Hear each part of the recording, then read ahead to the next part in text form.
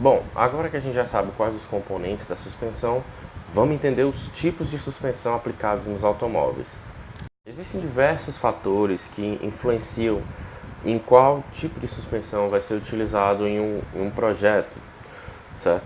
Mas o fator mais importante que acaba definindo o tipo de suspensão que vai ter no veículo é a aplicação desse. O que eu quero dizer com isso? É se ele vai ser um carro de baixo custo, um carro urbano de baixo custo, se ele vai ser uma picape, se ele vai ser um carro esporte, se ele vai ser um carro de luxo. Então isso tudo define que tipo de suspensão vai ser adotado no projeto.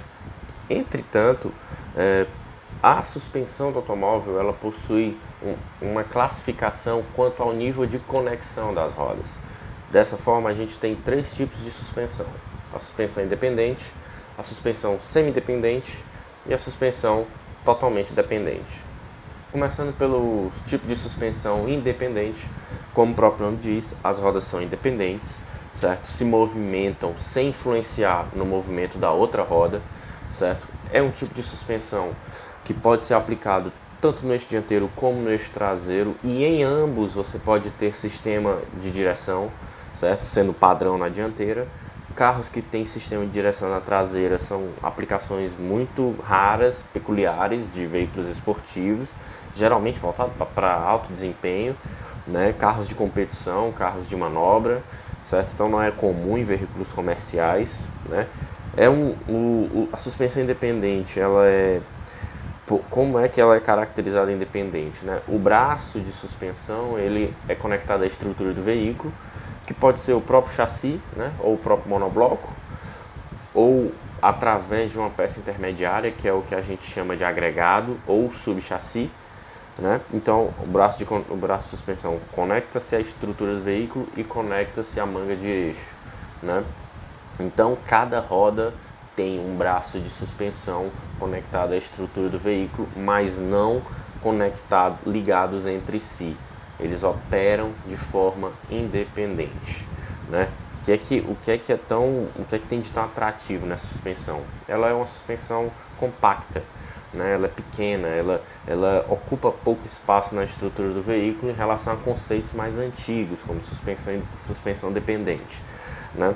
Ela melhora a dirigibilidade do veículo, pois as rodas conseguem trabalhar de forma independente, né? Na maioria das aplicações isso é interessante, né?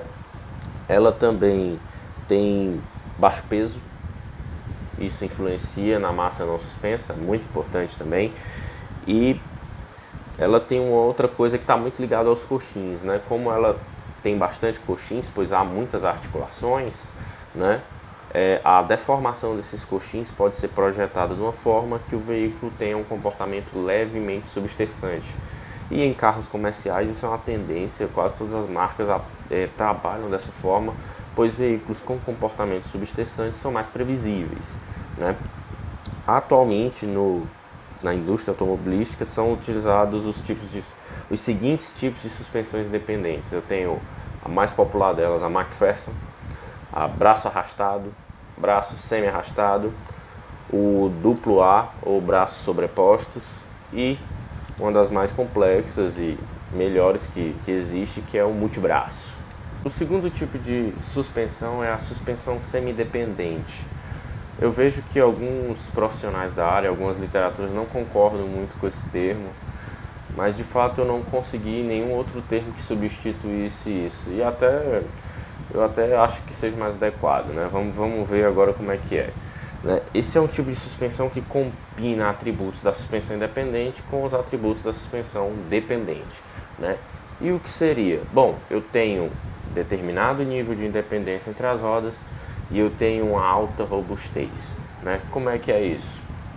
É um tipo de suspensão no qual os cubos de rodas são ligados entre si através de uma estrutura, certo? Que se conecta à estrutura do veículo, certo? A diferença daí para a suspensão dependente está no que essa estrutura ela é capaz de se contorcer, certo? Ela torce.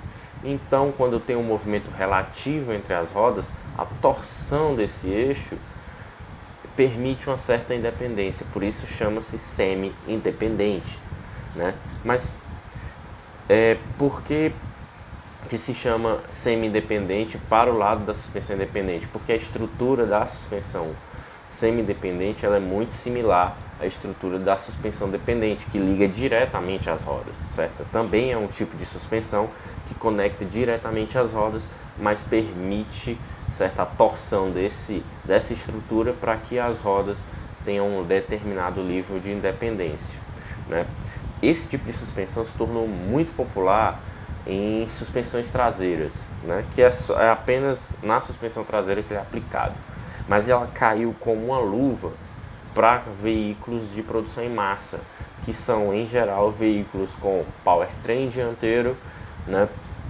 E que precisavam de uma suspensão traseira que não fosse tão invasiva, né? E a solução foi a suspensão semi-dependente. No caso, o chamado eixo de torção, que é o único tipo de suspensão, né?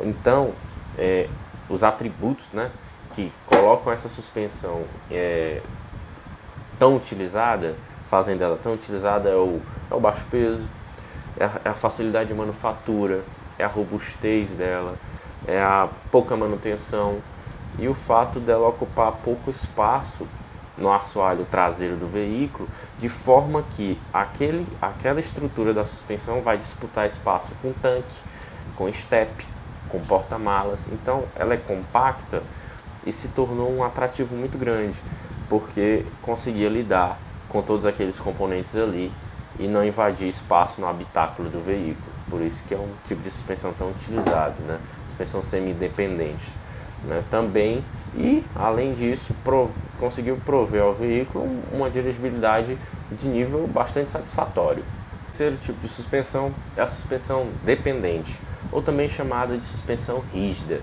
Basicamente, é um tipo de suspensão no qual as rodas estão rigidamente conectadas.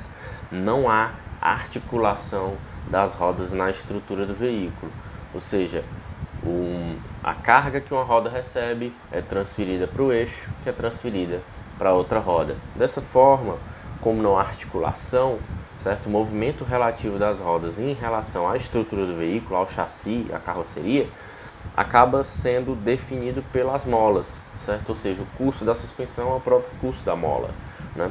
Foi um sistema muito adotado no passado e popular? Foi, devido à facilidade de fabricação, o projeto era simples, os materiais eram baratos, mas por outro lado, durante o processo evolutivo dos automóveis, acabou sendo indeferida porque penalizava a massa não suspensa, ou seja, prejudicando a dirigibilidade.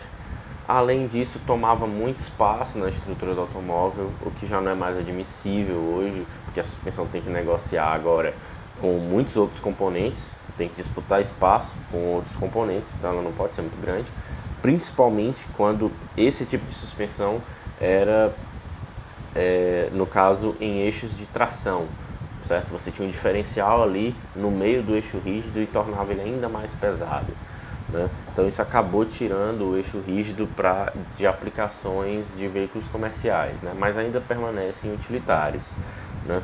Basicamente, existem dois tipos de suspensão rígida, né? Suspensão dependente, que é o eixo rígido, né? Mais popular, eixo rígido, e uma menos utilizada, muito específica, que é a D-de-on, né?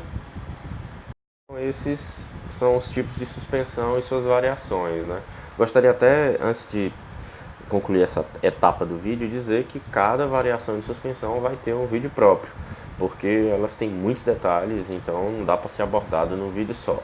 Mas cada suspensão vai ter sim um vídeo próprio e vamos seguindo adiante agora. Bom, agora que a gente sabe todos esses tipos de suspensão, essas variações, certo? A gente sabe que elas são aplicadas tanto na dianteira como na traseira, certo? Mas o que é que a suspensão dianteira tem de diferente em relação à suspensão traseira?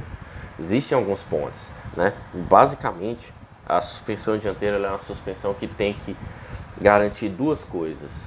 Primeiro, e muito importante, o controle direcional da roda, certo? Não é a suspensão que vai fazer esse controle, mas ela tem que ter estrutura que permita que a roda possa esterçar. Quem vai esterçar a roda é o sistema de direção, mas quem dá essa estrutura, certo, que permite a roda girar, né, é o sistema de suspensão. Além disso, tem um outro ponto muito importante.